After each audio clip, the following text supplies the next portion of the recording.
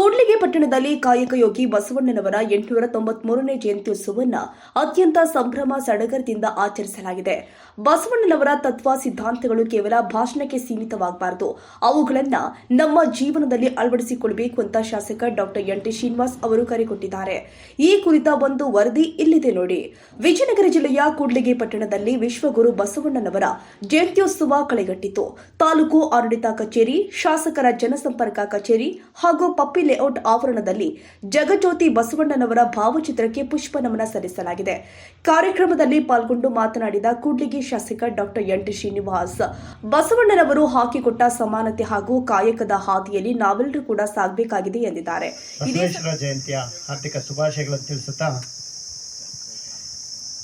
ಬಸವೇಶ್ವರ ಜಯಂತಿ ಅಂತಂದ್ರೆ ಆಚರಣೆ ಅನ್ನೋದಕ್ಕಿಂತ ನಾವು ಜೀವನದಲ್ಲಿ ದೈನಂದಿನ ಏನು ಅನುಭವಿಸ್ಬೇಕಿತ್ತು.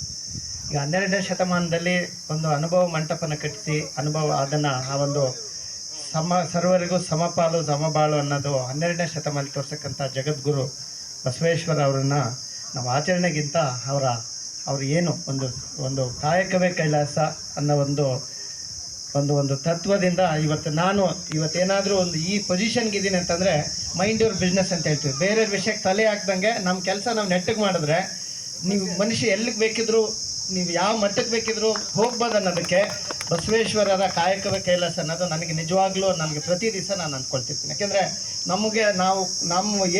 ನಮಗೆ ಇದು ಕಲ್ತಿರೋಂಥ ಕೆಲಸನ ಪ್ರಾಮಾಣಿಕವಾಗಿ ಕರೆಕ್ಟಾಗಿ ಮಾಡಿದ್ರೆ ನಮಗೆ ನಿಜವಾಗ್ಲೂ ಅದು ಆ ಶ್ರೇಯಸ್ಸು ಯಾವ ರೀತಿಲಿ ಬರ್ತದೋ ಒಳ್ಳೆ ರೀತಿಲಿ ಖಂಡಿತ ಬರ್ತದೆ.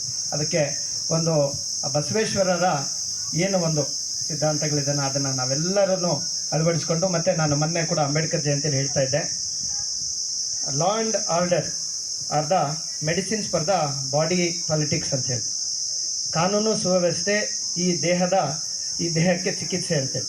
ಸೊ ನಾವು ಏನೇ ಗುಡಿ ಗುಂಡಾರಗಳು, ಬಿಲ್ಡಿಂಗ್ಗಳು ಮತ್ತು ಅಭಿವೃದ್ಧಿ ಆದರೆ ಕೂಡ ಕಾನೂನು ಸುವ್ಯವಸ್ಥೆ ತಾಲೂಕಿನಲ್ಲಿ, ಜಿಲ್ಲೆಯಲ್ಲಿ, ರಾಜ್ಯದಲ್ಲಿ, ದೇಶದಲ್ಲಿ ಕಾನೂನು ಸುವ್ಯವಸ್ಥೆ ಪ್ರಮುಖ ಪಾತ್ರ ವಹಿಸುತ್ತೆ.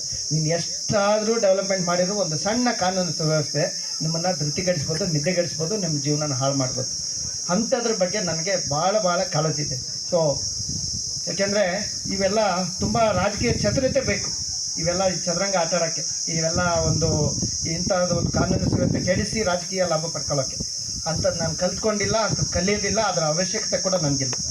ಅದರಿಂದ ಸೊ ಎಲ್ಲ ಸಮಾಜದವರು ಒಂದು ಶಾಂತಿಯಿಂದ, ವಿಶೇಷವಾಗಿ ನಮ್ಮ ವೀರಶೈವ ಲಿಂಗಾಯತ ಸಮಾಜದವರು ಶಾಂತಿ ಪ್ರಿಯರು, ಯಾವಾಗಲೂ ಒಂದು ಶಾಂತಿ ಬಯಸಂತರು. ಸೊ ಅದನ್ನು ನಾನು ಸಂಪೂರ್ಣವಾಗಿ ಮನಗಂಡಿದ್ದೀನಿ.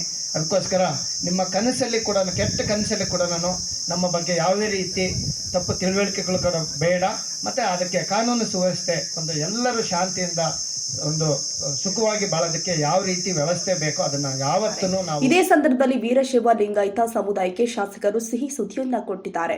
ಪಪ್ಪಿ ಲೇಔಟ್ ಆವರಣದಲ್ಲಿ ನೂತನವಾಗಿ ನಿರ್ಮಾಣವಾಗಲಿರುವ ವೀರಶೈವ ಲಿಂಗಾಯತ ಸಮುದಾಯ ಭವನಕ್ಕಾಗಿ ಸಿದ್ಧಪಡಿಸಲಾದ ಭೂಮಿಯ ದಾಖಲೆಗಳನ್ನು ಅಖಿಲ ಭಾರತ ವೀರಶೈವ ಮಹಾಸಭಾದ ಅಧ್ಯಕ್ಷರಿಗೆ ಅಧಿಕೃತವಾಗಿ ಹಸ್ತಾಂತರಿಸಿದರು. ಇದೇ ವೇಳೆ ವಿವಿಧ ಕ್ಷೇತ್ರದಲ್ಲಿ ಗಣನೀಯ ಸೇವೆ ಸಲ್ಲಿಸಿದ ಸಾಧಕರನ್ನ ಆತ್ಮೀಯವಾಗಿ ಸನ್ಮಾನಿಸಿ ಗೌರವಿಸಲಾಗಿದೆ. ಇನ್ನು ಜಯಂತ್ಯೋತ್ಸವದ ವಿಶೇಷವಾಗಿ ಪಟ್ಟಣದ ಪ್ರಮುಖ ರಸ್ತೆಯಲ್ಲಿ ರೈತರು ಹಮ್ಮಿಕೊಂಡಿದ್ದ ಜೋಡೆತ್ತುಗಳ ಮೆರವಣಿಗೆ ಎಲ್ಲರ ಗಮನ ಸೆಳೆದಿದೆ.